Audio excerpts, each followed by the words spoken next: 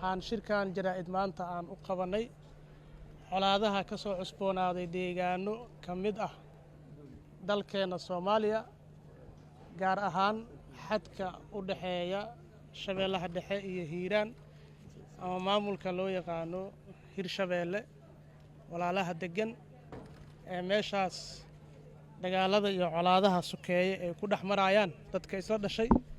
waxaan ugu baaqaynaa colaadaas si degdeg ah oo aan shuruud lahayn in lagu joojiyo maxaa yeelay dhaqanka Soomaaliyeedna kuma fiicna colaad walaal shareecadeena islaamka ah maadaama aan muslimiin nahayna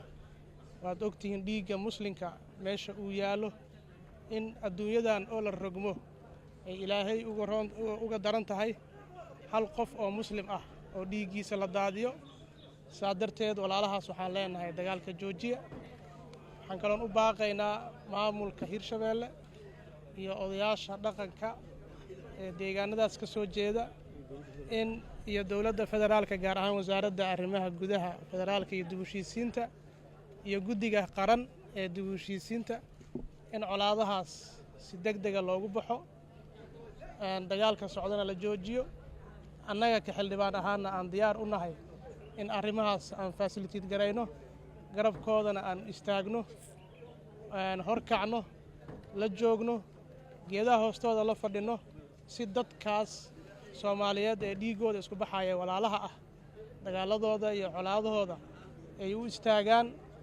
dhammaanteena aan garab iska siino yuusan naga faa'iidaysanin cadowgii shalay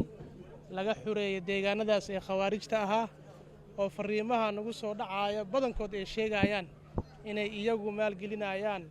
oo walaalaha isku dirayaan si inta dadku daciifo kala tago isnaco ay iyagu dib ugu soo laabtaan deegaanadaas cadowga riyadiisa yaanan rumaynin dhammaanteena aan u istaagno colaadaas walaalaha qoryaha isku hor fadhiya si degdeg ah ha ku kala kacaano ha ugana tagaano aagaga miiska wada hadalkana ha isugu yimaadiino